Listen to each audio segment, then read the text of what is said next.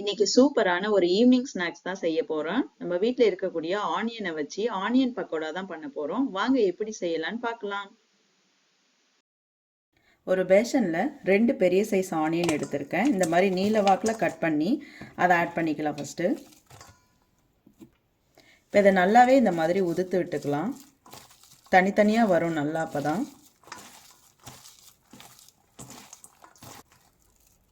இந்த மாதிரி தனித்தனியாக நல்லாவே வரும். அப்போ தான் வந்து நம்ம பக்கோடா போடும்போது நல்லா கிறிஸ்பியாக தனித்தனியாக நமக்கு லேயராக கிடைக்கும். 3 பச்சை மிளகா பொடி பொடியாக நறுக்கி வச்சுருக்கேன், அதையும் ஆட் பண்ணிக்கலாம். இஞ்சி பூண்டு பேஸ்ட்டு 1 டேபிள் ஸ்பூன் அளவுக்கு தட்டி எடுத்திருக்கேன், அதையும் ஆட் பண்ணிக்கலாம்.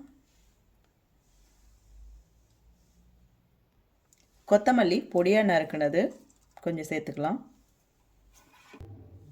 மஞ்சத்தூள் 1 சிட்டிகை, உப்பு 1 டேபிள் ஸ்பூன், ஜீரக பவுடர் 1/4 டேபிள் ஸ்பூன் அளவுக்கு, ஓமம் வாசனைக்காக 1/4 டேபிள் ஸ்பூன் அளவுக்கு ஆட் பண்ணுறேன். மிளகாத்தூள் 1/2 டேபிள் ஸ்பூன், கடலை மாவு 3/4 கப் அளவுக்கு ஆட் பண்ணிக்கலாம்.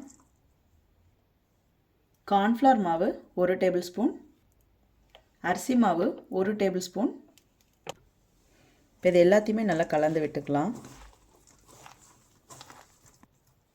இப்போ லைட்டாக கொஞ்சம் கலந்து விட்டு 1 டேபிள் ஸ்பூன் அளவுக்கு சூடான ஆயில் கொஞ்சம் ஆட் பண்ணிக்கலாம். நல்லா பிழைஞ்சி விட்டுடலாம். இப்போ லைட்டாக மட்டும் தண்ணி ஆட் பண்ணிக்கலாம். ஒரு ஸ்பூன் அளவுக்கு ஆட் பண்ணி கொஞ்சம் கொஞ்சமாக பிழைஞ்சிக்கலாம், அந்த கன்சிஸ்டன்சி வர வரைக்கும், அதிகமாக ஆட் பண்ணாமல். இந்த அளவுக்கு நல்லா பிழைஞ்சாச்சு. இப்போ இதை எண்ணெயை ஹீட் பண்ணி அதில் போட்டு பொரித்து எடுத்துக்கலாம். ஆயில் நல்லா ஹீட் ஆகிடுச்சு. இப்போ ரெடி பண்ணி வச்சுருக்க இந்த ஆனியனை வந்து இதில் போட்டுடலாம்.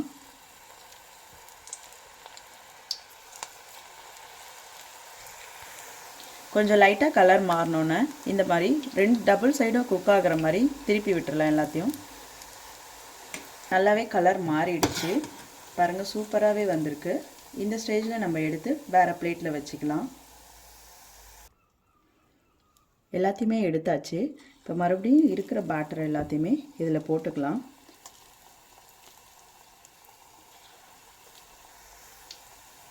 இந்த மாதிரி இருக்கிற பேட்டர் எல்லாத்தையுமே போட்டு எடுத்துடலாம். அதுக்கப்புறம் சர்வ் பண்ணிக்கலாம்.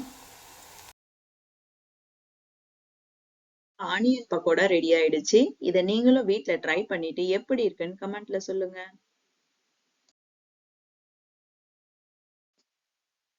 இந்த வீடியோ உங்களுக்கு பிடிச்சிருந்ததுன்னா எங்க சேனலை சப்ஸ்கிரைப் பண்ணுங்க, லைக் பண்ணுங்க, கமெண்ட் பண்ணுங்க, உங்க ஃப்ரெண்ட்ஸுக்கும் ஷேர் பண்ணுங்க.